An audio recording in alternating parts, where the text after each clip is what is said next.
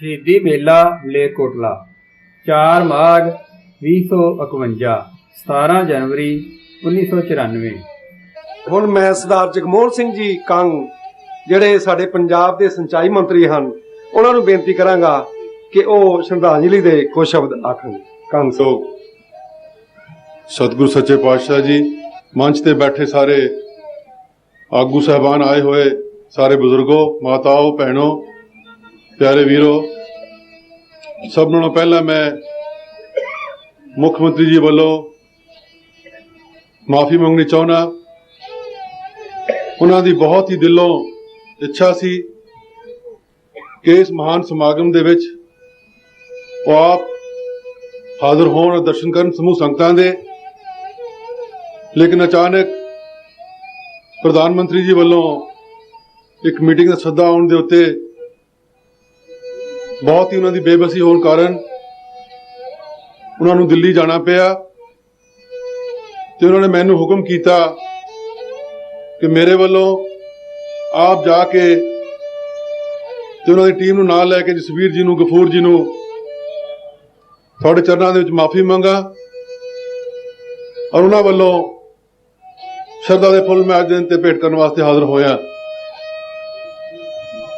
शायर ने कहा, शहीदों की चिताहों पर लगेंगे हर बरस मेले, वतन पे मिटने वालों का यही बाकी निशान होगा।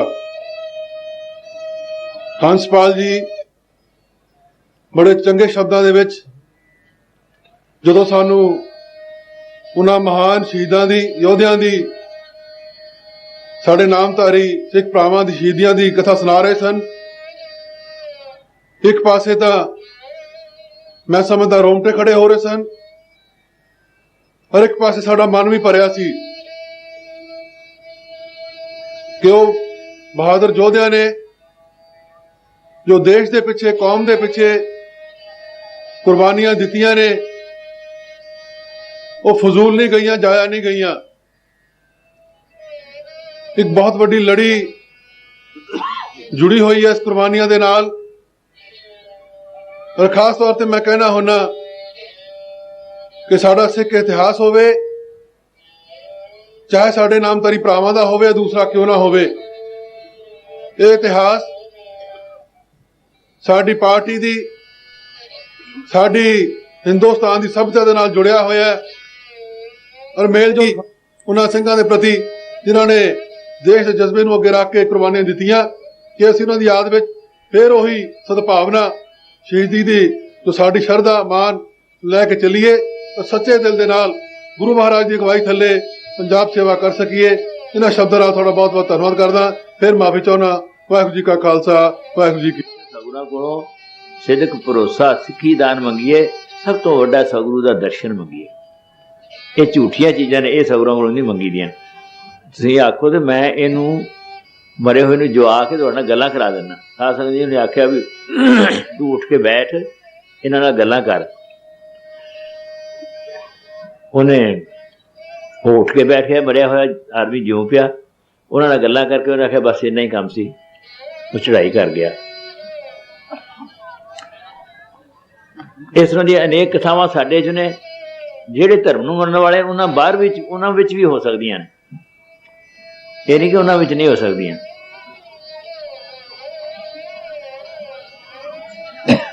ਬਹਿਲੋਲ ਇੱਕ ਮੁਸਲਮਾਨ ਫਕੀਰ ਹੋਇਆ, ਉਹ ਜਦੋਂ ਭਜਨ ਕਰਦਿਆਂ ਕਰਦਿਆਂ ਉਹਦੀ ਬਿਰਤੀ ਉੱਪਰ ਚੜੀ, ਉਹਨੇ ਆਖਿਆ ਮਨ ਖੁਦਾਇਮ, ਮਨ ਖੁਦਾਇਮ, ਮਨ ਖੁਦਾ। ਮੁਸਲਮਾਨਾਂ ਵਿੱਚ ਇਹ ਚੀਜ਼ ਮਨਾ ਹੈ ਕਿ ਆਪਣੇ ਆਪ ਨੂੰ ਰੱਬ ਆਖਣਾ। उन्हें आख्या मैं खुदा। उहदे सेवकां ने आख्या भई तुसीं यह बड़ा कुफर दा कलमा पढ़िया, की पढ़िया? उन्हें आख्या तुसीं आ गल आखी है। उन्हें आख्या फिर इसदी की सज़ा है? उन्हें आख्या सजा सिर ला दिता जाए। उन्हें आख्या चंगा हुण मैं जो आखा ना मेरा सिर ला दो। साध संगत जी जिस वेले उहदा समा आया, फिर किसी दिन इस तरह ही बैठे बैठे उसकी बिरती उत्थे पहुंची, उन्हें फिर वही गल आखी। तो जो उसकी बिरती हेठा उतरी तो उन्हें पूछा मैं आख्या सी, उन्हें आख्या तुसां आख्या सी, फिर तुसां मेरा सिर क्यों नहीं लाया? उन्हें आख्या तलवार मारते सा, तलवार लंघ जाती सी, सिर उत्थे ही रहिंदा सी। उन्हें आख्या फिर मैं नहीं था, फिर खुदा ही सी। आदमी ये कुछ नहीं कर सकता। मेरा सिर्फ मतलब कहने तो है ये गल्लां सारियां शरधा दियां ने, इन्हां विच जरा जिन्नी भी नुक्ताचीनी आ जाए ना ते ओह ऐ हो जाता जिस तरह गुजदे आटे च रेता पा दी तो फिर रोटी खुआइए ना, फिर की बनता? थोड़ा जिहा रेता पा दिओ, वेखो फिर आटे का की रंग बना दिंदा। सो उन्हां सिखां ने प्राप्ति की। सतगुरु कृपा करे। मैनू अज जसबीर सिंह होरां ते गुस्सा तो नहीं आख्या जा सकता, पर मैनू बड़ी परेशानी, मैनू बहुत कुछ उन्होंने आख्या। जिमें सानू एक साधु से किसी दूसरे साधु को गया, उन्हें आख्या सुना की हाल तेरे मन की बिरती का? उन्हें आख्या की दसा, जिहो जिहा मैं हैगा ना मैथों अखवाया नहीं जा सकता, ते जिहो जिहा लोग मैनू आंदे ने उहो जिहा मेरे को बनया नहीं जाता। तो मैं उन्होंने वर्द करांगा सतगुरां दे चरनां 'च अरदास करन, जिस तरह सानू आए ने सानू सतगुरु कृपा करे उस तरह ने बना भी लवे। तो असी जिन्ने इत्थे बैठे हाँ, कोई हिंदू ने, मुसलमान ने, सिख ने, हो सकता है ईसाई भी विच होण, पर जे ये किसी को आखिए ना भी ये ना मुसलमान ने, ना सिख ने, ना नामदरी ने, ना ईसाई ने, तो गुस्सा करनगे। असल विच ओह इस वेले एक शरधा के फुल देण वास्ते सारे एक धर्म विच बैठे हैं। जदों तुसीं कपड़े दी दुकानां करदे हो, उत्थे कोई नहीं वेंदा मुसलमान है, हिंदू है, ईसाई है, सिख, उन्हां नाल पार्टनरशिप भी कर लैंदे ने, उन्हां तों जाच भी सिख लैंदे ने, उस्ताद शिगिरद भी बन जांदे। साडे तुहानूं हुणे दस्सिया सी कई मुसलमानां दे, कई हिंदुआं दे साडे नामधारी मुंडे शागिर्द ने राग दे। पर जदों सानू तकलीफ आती है उदों सानू गुरुद्वारे, मंदिरां, मसीतां विच ही आके तकलीफ आती, बाहर असीं चंगे भले हुंदे हां। जिथे जाके असां लड़ाई हटाउणी है उत्थे जाके असीं लड़ाई शुरू कर दिंदे हां। मैनू अज बहुत खुशी हुई इस गल की कि वह शेर खान होरी जिहड़े गुरु गोबिंद सिंह दे नवाजे सन, जिन्हां ने आख्या सी भी इन्हां शीरखोर बच्चिਆਂ ने की बिगाड़िया, उन्होंने हा दा नारा मारिया सी, उन्हां दी याद भी इत्थे बन रही है। तो मेरा बड़ा जी करता है, मैं बहुत कुछ आखा, बहुत कुछ मेरे को है नहीं देण नूं।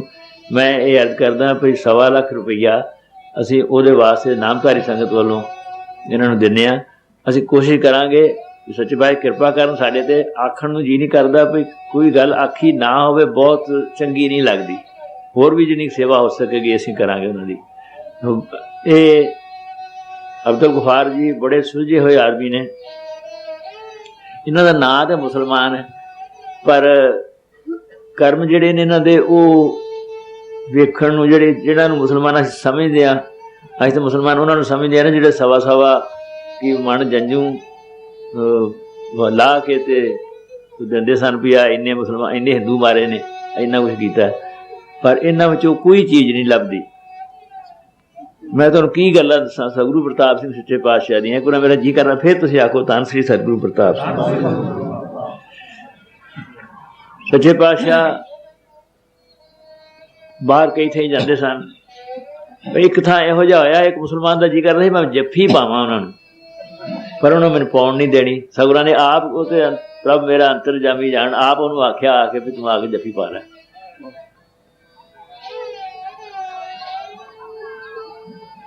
सतगुरु प्रताप सिंह सच्चे पातशाह उच्च शरीफ गए सन, जिथे गुरु नानक देव दी खड़ावां पईयां ने। उत्थे एक मुसलमानां दा घर इहो जिहा सी जिहड़े बड़ा उन्होंने सतर कहंदे ने, जिथे अंदर नहीं जाण दिंदे किसी नूं जनान खाने विच। पर वो साडे भाई वजीर सिंह होरी हुंदे सन, वो नाल सन ते मैनू हुण पूरी तरह याद नहीं। सतगुरां नूं आप घोड़े ते चढ़िया ते सतगुरां नूं ऊठ ते चढ़ाया भी मैं नीवें थां जावां ते सतगुरां नूं उच्चे थां चढ़ा। ਨਾਲ ਲੈ ਕੇ ਗਿਆ। ਇੰਨੇ ਉਹਨੇ ਨਿਮਰਤਾ ਨਾਲ ਬਚਨ ਕੀਤੇ ਬਈ ਭਾਈ ਵਜੀਰ ਸਿੰਘ ਹੋਰੀ ਆਖਣ ਲੱਗੇ ਅੱਗੇ 7 ਮੁੱਠਾਂ ਭੰਗ ਦੀਆਂ ਤੋਂ 7 ਬਾਸੀਆਂ ਮੁਸਲਮਾਨਾਂ ਨੂੰ ਦੇਤੀਆਂ ਨੇ, ਕਿਤੇ ਹੋਰ ਨਾ ਹੀ ਸਾਡੇ ਕੋਲੋਂ ਕੁਝ ਲੈ ਜਾਣ। ਪਰ ਉਹਨਾਂ ਨੇ ਘਰ ਜਾ ਕੇ ਆਪਣੀਆਂ ਔਰਤਾਂ ਨੂੰ ਸਗੁਰਾਂ ਦੇ ਚਰਨੀ ਪਾਇਆ, ਆਖਣ ਲੱਗੇ ਵੀ ਰੱਬ ਆ ਗਿਆ ਸਾਡੇ ਘਰ, ਇਹਦੇ ਮੱਥਾ ਟੇਕੋ ਉਹਨੂੰ ਜਾ ਕੇ ਸਾਰੀਆਂ। ਉੱਥੇ ਕਿੱਥੇ ਮੁਸਲਮਾਨ ਰਿਹਾ ਤੇ ਕਿੱਥੇ ਹਿੰਦੂ ਜਾਂ ਸਿੱਖ ਰਿਹਾ, ਉਹ ਫਿਰ ਰੱਬ ਵਾਲੀ ਗੱਲ ਸਾਰੀ ਹੋ ਜਾਂਦੀ ਹੈ। ਸੋ ਮੈਨੂੰ ਬਹੁਤ ਖੁਸ਼ੀ ਹੈ ਇਸ ਗੱਲ ਦੀ ਵੀ ਉਹਨਾਂ ਦਾ ਵੀ ਇੱਥੇ ਯਾਦਗਾਰ ਉਹਨਾਂ ਦੀ ਬਣੇਗੀ। ਇਹ ਸਾਡੀ ਕਮਜ਼ੋਰੀ ਇੰਨੀ ਹੈ, ਇਹ ਯਾਦਗਾਰ ਸਾਨੂੰ ਬਣਾਉਣੀ ਚਾਹੀਦੀ ਹੈ ਸਿੱਖਾਂ ਨੂੰ, ਜਿਹੜੇ ਅਸੀਂ ਗੁਰੂ ਗੋਬਿੰਦ ਸਿੰਘ ਦੇ ਪੈਰੋਕਾਰ ਆਪਣੇ ਆਪ ਨੂੰ ਸਮਝਦੇ ਹਾਂ। ਪਰ ਸਾਡੀ ਕਮਜ਼ੋਰੀ ਕਰਕੇ ਸਾਨੂੰ ਇਹ ਫਿਰ ਵੀ ਖੁਸ਼ੀ ਹੈ ਵੀ ਇੱਥੇ ਬਣ ਰਹੀ ਹੈ, ਅਸੀਂ ਉਹਦੇ 'ਚ ਕੋਈ ਨਾ ਕੋਈ ਸੇਵਾ ਕਰ ਸਕਾਂਗੇ। ਮੈਂ ਬਹੁਤਾ ਕੁਛ ਨਹੀਂ ਆਖਣਾ ਚਾਹੁੰਦਾ। ਧਰਮ ਕੋਈ ਆਗਿਆ ਨਹੀਂ ਦਿੰਦਾ ਲੜਨ ਦੀ ਮਰਨ ਦੀ ਕਿਸੇ ਨਾਲ, ਕਿ ਧਰਮ ਸਭ ਦੀ ਰੱਖਿਆ ਕਰਨਾ ਸਿਖਾਉਂਦਾ ਹੈ। ਗੁਰੂ ਸਾਹਿਬ ਨੇ ਆਪਣੀ ਆਦਿ ਸਾਹਿਬ ਜੀ ਦੀ ਬੀੜ ਦੇ ਵਿੱਚ ਹਿੰਦੂਆਂ ਵਾਸਤੇ ਵੀ ਲਿਖਿਆ ਹੈ, ਖੱਤਰੀ ਸੋ ਜੋ ਕਰਮਾਂ ਕਾ ਸੂਰ ਪੁੰਨ ਦਾਨ ਕਾ ਕਰੈ ਸਰੀਰ। ਵਰਤ ਰੱਖਣ ਵਾਲੇ ਹਿੰਦੂਆਂ ਨੂੰ ਵੀ ਰੱਖਿਆ ਹੈ, ਏਕਾਦਸੀ ਨਿਕਟ ਪੇਖਾ ਹਰਿ ਰਾਮ, ਇੰਦਰੀ ਬਸ ਕਰ ਸੁਣਾਓ ਹਰਿ ਨਾਮ, ਮਨ ਸੰਤੋਖ ਸਰਬ ਜੀ ਦਇਆ, ਇਨ ਬਿਨ ਵਰਤ ਸੰਪੂਰਨ ਪਿਆ। ਹੁਣੇ ਤੁਸੀਂ ਮਾਘ ਦਾ ਮਹੀਨਾ ਸੁਣਿਆ, ਉਹਦੇ 'ਚ ਇੱਕ ਤੁਕ ਆਈ ਹੈ, ਕਿੰਨਾ ਵੱਡਾ ਪੁੰਨ ਲਿਖਿਆ ਹੈ। 88 ਤੀਰਥਾਂ ਤੇ ਆਦਮੀ ਜਾਵੇ, ਉਹਦਾ ਖਰਚਾ ਕਿੰਨਾ ਆਏਗਾ, ਉਹਦਾ ਵਕਤ ਕਿੰਨਾ ਲੱਗੇਗਾ, ਉਹਨੂੰ ਉਹਦੇ ਸਰੀਰ ਕਸ਼ਟ ਕਿੰਨਾ ਉਹਨੂੰ ਕਰਨਾ ਪਏਗਾ, ਕਿੰਨੀ ਉਹਦੀ ਤਾਕਤ ਲੱਗੇਗੀ। ਪਰ ਇੱਕ ਛੋਟੀ ਜਿਹੀ ਗੱਲ ਨਾਲ ਸਾਰੇ ਤੀਰਥਾਂ ਦਾ ਫਲ ਪ੍ਰਾਪਤ ਹੋ ਜਾਂਦਾ ਹੈ। ਉਹ ਲਿਖਿਆ 860 ਤੀਰਥ ਸਗਲ ਪੁੰਨ ਜੀ ਦਇਆ ਪ੍ਰਵਾਨ। ਤੁਕ ਤੇ ਇਹ ਪੜ੍ਹ ਲੈਣੀ ਤੇ ਬੱਕਰਾ ਝੜਕਾ ਲੈਣਾ। ਇਹ ਸਾਨੂੰ ਸਗੁਰਾਂ ਨੇ ਸਾਡੇ ਫਾਇਦੇ ਵਾਸਤੇ ਦੱਸਿਆ। ਇੱਕ ਹੋਰ ਚੀਜ਼ ਹੈ, ਅਸੀਂ ਇਹ ਮੰਨਦੇ ਹਾਂ ਕਿ ਪੁਨਰ ਜਨਮ ਹੁੰਦਾ ਹੈ। ਮੇਰਾ ਮਾਤਾ ਪਿਤਾ ਜਾਂ ਮੇਰਾ ਕੋਈ ਰਿਸ਼ਤੇਦਾਰ ਸੰਬੰਧੀ ਕਿਸੇ ਮਾੜੇ ਕੰਮ ਕਰਕੇ ਕੁੱਕੜ ਬਣ ਗਿਆ, ਬੱਕਰਾ ਬਣ ਗਿਆ, ਛਤਰਾ ਬਣ ਗਿਆ, ਮੈਨੂੰ ਤਾਂ ਨਹੀਂ ਪਤਾ ਉਹ ਕੀ ਹੈ, ਮੈਂ ਉਸ ਨੂੰ ਹੀ ਮਾਰ ਕੇ ਖਾਈ ਜਾਂਦਾ। ਇੱਕ ਸਾਡੇ ਸੰਤ ਗੋਪਾਲ ਸਿੰਘ ਹੋਰੀ ਹੁੰਦੇ ਸਨ, ਜਿਹੜਾ ਗੁਜਰਾਂਵਾਲਾ ਦੇ, ਉਹ ਫਿਰ ਬਾਅਦ 'ਚ ਆ ਕੇ ਇੱਥੇ ਵਸੇ ਨੇ। ਇੰਨੇ ਭਜਨੀਕ ਸਨ। ਚੂੜਕਾਣਾ ਮੰਡੀ ਪਾਕਿਸਤਾਨ 'ਚ ਰਹਿ ਗਿਆ, ਉੱਥੇ ਬਾਹਰ ਕੋਈ ਸਿੱਖ ਬੈਠੇ ਸਨ, ਸੰਤ ਗੋਪਾਲ ਸਿੰਘ ਹੋਰੀ ਉਹਨਾਂ ਵਿੱਚ ਬੈਠੇ ਸਨ, ਤੇ ਮੁਸਲਮਾਨਾਂ ਦੀ ਮਿਲਟਰੀ ਦੀ ਗੱਡੀ ਰੇਲ ਲੰਘਦੀ ਸੀ ਤੇ ਉਹ ਗੋਲੀਆਂ ਮਾਰ ਸਾਰੇ ਬਾਹਰ ਬੈਠੇ ਹਿੰਦੂਆਂ ਨੂੰ ਮਾਰੀ ਜਾਂਦੇ, ਭੁੰਨੀ ਜਾਂਦੇ ਸਨ। ਜਿਹੜੇ ਉਹਨਾਂ ਨਾਲ ਬੈਠੇ ਨੇ ਉਹਨਾਂ ਨੇ ਦੱਸਿਆ ਬਈ ਉੱਥੇ ਜਿਹੜੇ 15-20 ਸਰੀਰ ਬੈਠੇ ਸਨ, ਕਿਸੇ ਨੂੰ ਗੋਲੀ ਨਹੀਂ ਵੱਜੀ, ਉਹ ਪਤਾ ਨਹੀਂ ਕਿੱਥੋਂ ਦੀ ਲੰਘ ਗਈਆਂ ਗੋਲੀਆਂ। ਇੰਨੇ ਸਾਧੂ ਸਨ, ਭਜਨੀਕ ਸਨ। ਪਰ ਉਹਨਾਂ ਦੀ ਬਿਰਤੀ ਕਿਸ ਤਰ੍ਹਾਂ ਦੀ ਸੀ, ਮੈਂ ਉਹਨਾਂ ਦਾ ਨਾ ਵੀਡੀਓ ਕੀਤੀ ਹੈ, ਤੇ ਕਿਸੇ ਵੇਲੇ ਮੌਕਾ ਬਣੇਗਾ ਤੁਹਾਨੂੰ ਸੁਣਾ ਦਿਆਂਗੇ। ਉਹਨਾਂ ਨੇ ਆਖਿਆ ਵੀ ਮੈਨੂੰ ਭਜਨ ਕਰਦਿਆਂ ਗੁਰੂ ਪ੍ਰਤਾਪ ਸਿੰਘ ਨੇ ਇਹ ਜਣਾਇਆ, ਆਹ ਜਿਹੜਾ ਬਲਦ ਹੈ ਨਾ ਇਹ ਤੇਰਾ ਪਿਓ ਹੈ, ਦੂਜਾ ਬਲਦ ਤੇਰਾ ਦਾਦਾ ਹੈ, ਉਹ ਜਿਹੜੀ ਗਾਂ ਹੈ ਨਾ ਉਹ ਤੇਰੀ ਫਲਾਣੀ ਭੂਆ ਮਰ ਗਈ ਸੀ ਫਿਰ ਕਰਨਾਲ ਕੇ ਕਿੱਥੇ, ਮੈਨੂੰ ਯਾਦ ਨਹੀਂ, ਉਹ ਹੈ। ਸਾਧ ਸੰਗਤ ਜੀ, ਉਹਨਾਂ ਨੇ ਨਾ ਉਹਨਾਂ ਬਹਿਲਾਂ ਨੂੰ ਜੋਤਨਾ ਛੱਡ ਦਿੱਤਾ। ਜਿਸ ਵੇਲੇ ਇਹਨਾਂ ਨੂੰ ਆਖਿਆ ਨਾ ਤੇ ਸੰਤ ਚੀਕ ਮਾਰ ਕੇ ਤੇ ਖੁਰਲੀ ਜਾ ਪਏ, ਤੇ ਉਹ ਬਲਦ ਜਿਹੜੇ ਸਨ ਉਹ ਬਾਂਹ ਕਰਨਾ ਸ਼ੁਰੂ ਕਰ ਦਿੱਤਾ। ਰੌਲਾ ਪੈ ਗਿਆ। ਹੁਣ ਮਾਂ ਪੁੱਛਿਆ ਕਿ ਕੀ ਹੋ ਗਿਆ, ਹੁਣ ਗੋਪਾਲ ਸਿੰਘ ਕੀ ਦੱਸੇ, ਮਾਂ ਨੂੰ ਦੱਸੇ ਕਿ ਮੇਰਾ ਪਿਓ ਹੈ, ਤੇ ਉਹ ਆਖੇਗੀ ਵੀ ਇਹ ਕੀ ਆਖਿਆ, ਕੀ ਆਂਦਾ। ਉਹਨੇ ਆਖਿਆ ਕੁਛ ਨਾ ਦੱਸਿਆ। ਬਹੁਤ ਚਿਰ ਬਾਅਦ ਉਹਨਾਂ ਨੇ ਸਾਰੇ ਭਜਨ ਦੱਸੇ। ਫਿਰ ਉਹਨਾਂ ਨੇ ਛੱਡ ਦਿੱਤਾ ਤੇ ਸਤਿਗੁਰੂ ਪ੍ਰਤਾਪ ਸਿੰਘ ਸੱਚੇ ਪਾਤਸ਼ਾਹ ਦਰਸ਼ਨ ਦੇ ਕੇ ਉਹਨਾਂ ਨੂੰ ਆਖਿਆ, ਗੋਪਾਲ ਸਿੰਘ ਕੋਈ ਹੋਰ ਜੋੜੇਗਾ, ਇਹਨਾਂ ਨੂੰ ਦੁਖੀ ਕਰੇਗਾ, ਤੂੰ ਆਪ ਜੋੜ ਲਿਆਗਾ, ਤੈਨੂੰ ਤਾਂ ਪਤਾ ਨੇ ਕੌਣ ਨੇ। ਫਿਰ ਉਹ ਆਪ ਜੋੜਦੇ ਰਹੇ, ਉਹਨਾਂ ਨੂੰ ਸੇਵਾ ਕੀਤੀ, ਸਾਰਾ ਕੁਛ ਕੀਤਾ। ਤੇ ਫਿਰ ਜਦੋਂ ਮਾਂ ਨੂੰ ਦੱਸਿਆ ਵੀ ਆਹ ਕੁਛ ਨੇ, ਤੇ ਵੇਖੋ ਲੋਕ, ਮਾਂ ਨੂੰ ਕੀ ਸਮਝ ਸੀ ਵਿਚਾਰੀ ਨੂੰ, ਅੱਖਾਂ 'ਚੋਂ ਨਹੀਂ ਸਾਨੂੰ ਦਿੱਤੀਆਂ। ਉਹ ਆਖੇ ਆਹ ਵੇਖੋ ਕਮਲਾ ਹੋ ਗਿਆ, ਇਹਨੂੰ ਬਲਦ ਨੂੰ ਮੇਰਾ ਕਸਮ ਬਣਾਉਂਦਾ, ਇਹਨੂੰ ਮੇਰਾ ਸਹੁਰਾ ਬਣਾਉਂਦਾ। ਤੇ ਮੇਰਾ ਸਿਰਫ ਮਤਲਬ ਕਹਿਣ ਤੋਂ ਇਹ ਹੈ ਵੀ ਸਾਨੂੰ ਨਹੀਂ ਪਤਾ ਉਹ ਕੁੱਕੜ ਬੱਕਰਾ ਛਤਰਾ ਸਾਡੇ ਕੀ ਲੱਗਦੇ ਨੇ।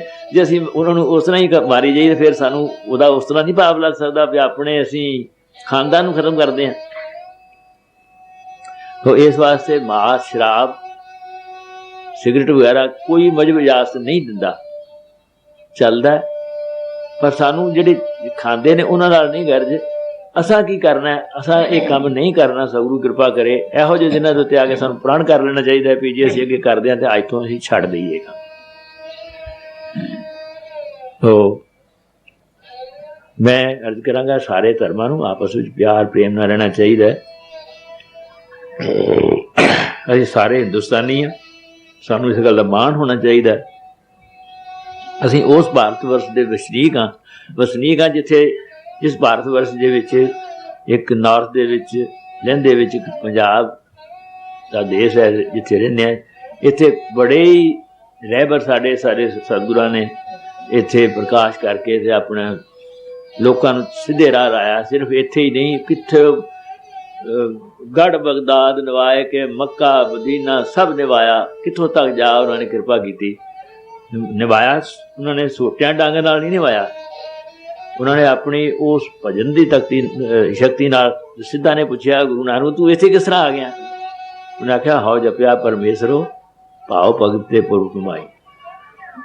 ਮੈਂ ਉਹ ਤੁਸੀਂ ਪੜ੍ਹੋ, ਭਾਈ ਗੁਰਦਾਸ ਜੀ ਨੇ ਲਿਖਿਆ ਗੁਰੂ ਨਾਨਕ ਨੇ ਕੀ ਕੀਤਾ ਸੀ। ਰੇਤ ਅੱਕ ਹਾਰ ਕਰ ਰੋੜਾਂ ਦੀ ਗੁਰ ਕਰੀ ਵਿਛਾਈ, ਭਾਰੀ ਕਰੀ ਤਪੱਸਿਆ ਵੱਡੇ ਭਾਗ ਹਰਸਿਓ ਬਣ ਆਈ। ਸੋ ਮੈਂ ਇਸੇ ਦਿਨ ਦੇ ਉੱਤੇ ਸਾਰਿਆਂ ਨੂੰ ਬੇਨਤੀ ਕਰਾਂਗਾ, ਸਾਰੇ ਆਪਸ ਵਿੱਚ ਮਿਲ ਕੇ ਰਿਹਾ ਕਰੋ, ਪ੍ਰੇਮ ਪਿਆਰ ਨਾਲ ਰਿਹਾ ਕਰੋ।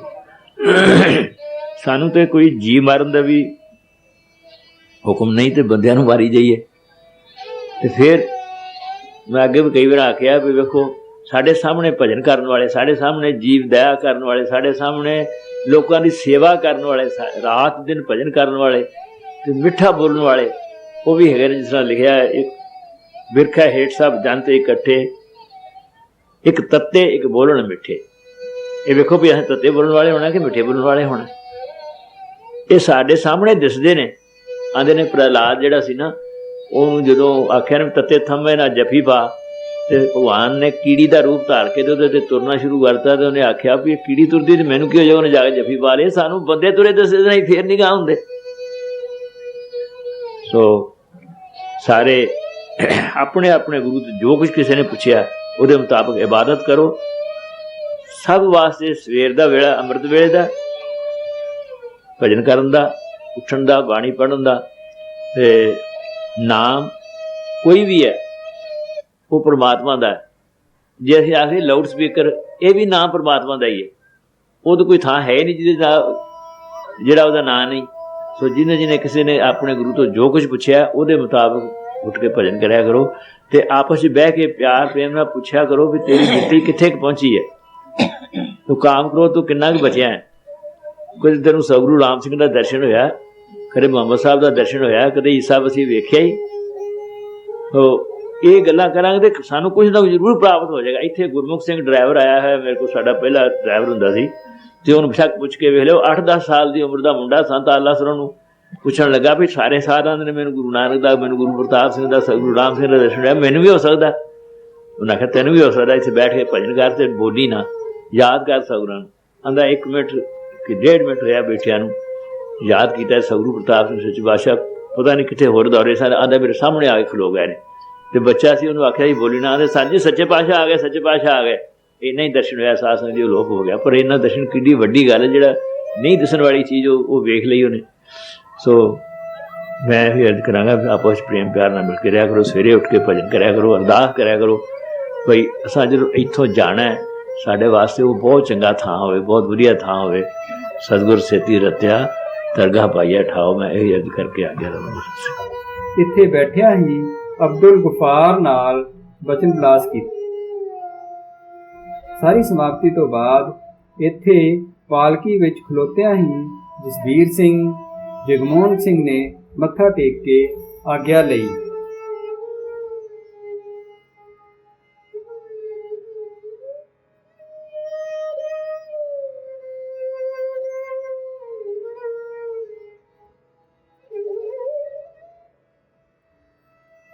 ਸੱਚੇ ਪਾਤਸ਼ਾਹ ਜੀ ਇੱਥੋਂ ਮਹਾਰਾਜ ਵੀਰ ਸਿੰਘ ਨਾਲ ਕੋਈ ਬਚਨ ਕਰਕੇ ਚੱਲੇ ਹੀ ਸਨ ਤੇ ਮਹਾਰਾਜ ਜੀ ਨੇ ਅਰਜ਼ ਕੀਤੀ, ਗਿਆਨੀ ਗਿਆਨ ਸਿੰਘ ਵਾਲੇ ਕਵਿਤਾ ਵਾਲੀ ਪੁਸਤਕ ਜਿਸ ਵਿੱਚ ਅੰਗਰੇਜ਼ੀ ਦਾ ਤਰਜਮਾ ਵੀ ਹੈ ਉਹ ਲਿਆਂਦੀਆਂ ਹਨ। ਉਸੇ ਵੇਲੇ ਸੱਚੇ ਪਾਤਸ਼ਾਹ ਜੀ ਨੇ ਉਹਨਾਂ ਤੋਂ ਪੁਸਤਕਾਂ ਲੈ ਕੇ ਸਰਦਾਰ ਜਸਬੀਰ ਸਿੰਘ ਉਹਨਾਂ ਨੂੰ ਦੱਸਿਆ ਕਿ ਇਹ ਪੁਸਤਕ ਮੇਰੇ ਛੋਟੇ ਭਾਈ ਮਹਾਰਾਜ ਵੀਰ ਸਿੰਘ ਜੀ ਲੈ ਕੇ ਆਏ ਹਨ। ਇਸ ਵਿੱਚ ਅੱਖੀ ਡਿੱਠਾ ਹਾਲ ਗਿਆਨੀ ਗਿਆਨ ਸਿੰਘ ਨੇ ਲਿਖਿਆ ਹੈ। ਦੋਹਾਂ ਨੂੰ ਬਖਸ਼ਿਸ਼ ਕੀਤੀਆਂ।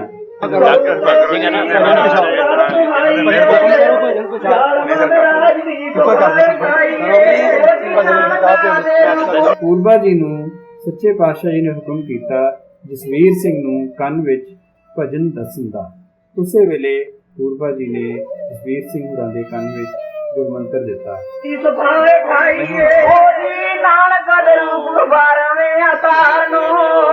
ਵੰਦਨਾ ਕਰਾਂ ਮੈਂ ਸੀਨੀਆ ਸਵਾਰ ਨੂੰ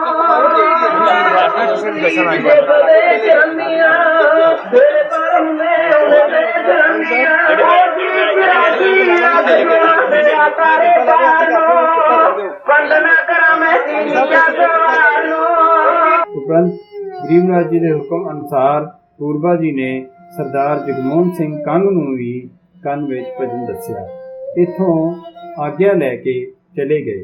ਵੰਦਨਾ ਕਰਾਂ ਮੈਂ ਸੀਨੀਆ ਸਵਾਰ ਨੂੰ ਵੀਰ ਸਾਥ ਦਾ ਲਿਆਉਂਦੀਆਂ ਕਰ ਕੇ ਦਰਸ਼ਨ ਦੋਵੇਂ ਨੇ ਜਿਉਂਦੀਆਂ ਹੋ ਜੀ ਜਪਦਾ ਜਾਣਾ ਬਨਾਰ ਨੂੰ ਵੰਦਨਾ ਕਰਾਂ ਮੈਂ ਸੀਨੀ। ਗਰੀਬ ਨਵਾਜ ਜੀ ਵੀ ਇੱਥੋਂ ਚੱਲ ਕੇ ਕਾਰ ਵਿੱਚ ਆ ਬਿਰਾਜਮਾਨ ਹੋਏ। ਭੈਣੀ ਸਾਹਿਬ ਆ ਕੇ ਬੈਡਮਿੰਟਨ ਖੇਡੇ, ਕੋਠੀ ਆ ਕੇ ਇਸ਼ਨਾਨ ਪਾਣੀ ਕੀਤਾ, ਪ੍ਰਸ਼ਾਦ ਪਾਣੀ ਛਕਿਆ ਤੇ ਰਾਤ ਇੱਥੇ ਹੀ ਵਿਸ਼ਰਾਮ ਕੀਤਾ।